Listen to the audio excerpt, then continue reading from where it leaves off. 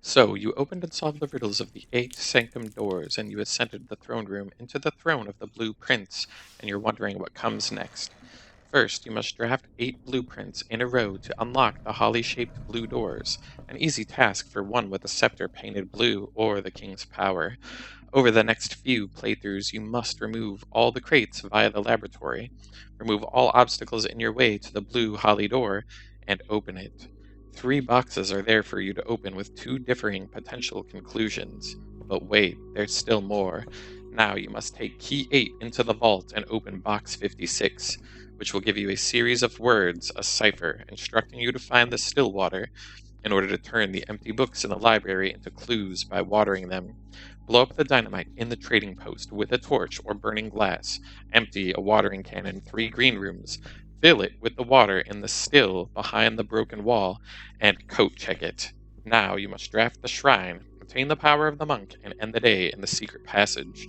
On the next day, you will yet again draft the coat check.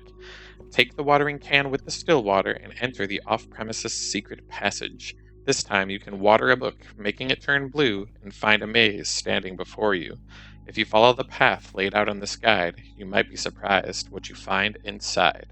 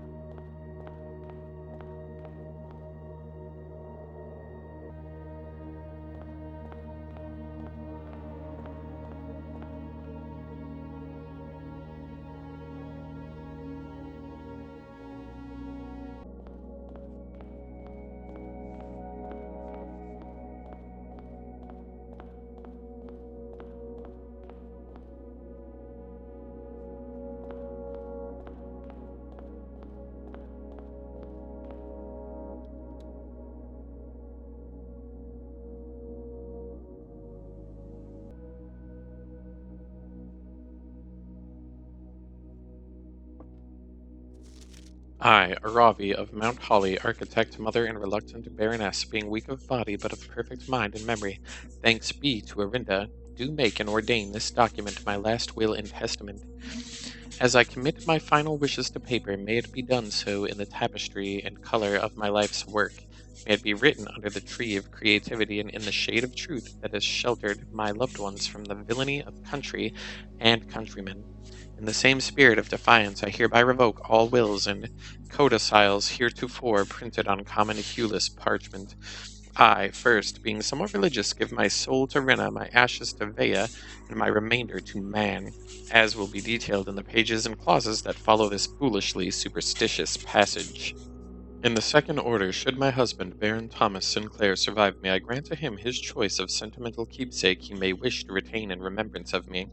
As our union was never founded on material dependency, I make no provision for his future, nor for my eldest son, Herbert Sinclair, as he will in due course inherit his father's titles, enterprises, and fortune. However, this estate of Mount Holly, its many floor plans and storied secrets are mine and mine alone to grant, and I have neither pledged nor suggested it will be granted to either of my children. I do, in the third order, bestow upon my youngest son, Simon, my library, including its books, manuscripts, and musings. For I have long believed that Simon, much like myself, finds greater delight in the realm of imagination than in the mundane realities of everyday life. I hope he cherishes these books, for within their pages lie doorways to endless worlds of wonder and knowledge. In the fourth order, one that I suspect will intrigue those I leave behind far more than the previous provisions, I hereby bequeath the entirety of the aforementioned estate, Mount Holly, to the individual that discovers the hidden room that contains the blueprints of this document, hence styled the Blue Testament of Arave. It is my firm belief that the challenge of uncovering this secret far outweighs any other measure of worthiness, and thus I entrust my beloved home to that deserving successor, without regard to the years that may pass or their familiar connection to my descendants, who may have incidentally assumed possession of the estate in the interim.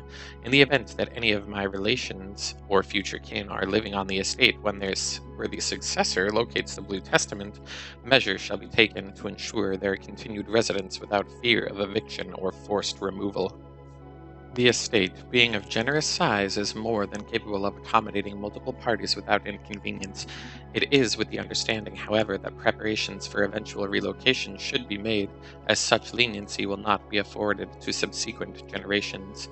I do hereby constitute and appoint my colleague and fellow practitioner of architecture, Quartres Alicia Aaron of Trinsdale, the exclusive charge and office of executrix of this instrument. If ever the 46th room of my Mount Holly is discovered, and the Blue Testament of Arave be delivered into her hands, or any of her descendants, I do ordain that they shall bear sole dominion and discretion to override and render null any and all prior arrangements heretofore made in my stead, or in the name of my seed.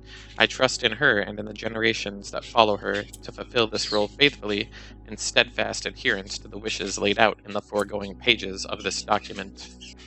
Lastly, I leave a final message to my worthy successor, you who have reached this final room, you who have unearthed these pages hidden amidst the blueprints buried beneath cryptic words and the prophecies of the past, you who have spent countless days wandering the chambers and passageways of your own curiosity, scouring for clues, hoping for answers, striving for that which you knew might forever elude you. To you for whom satisfaction is a fleeting companion, to you who stands now at the end of your journey, triumphant, exhausted, and justly proud, to you I grant that which in life I have given to no other, my esteem.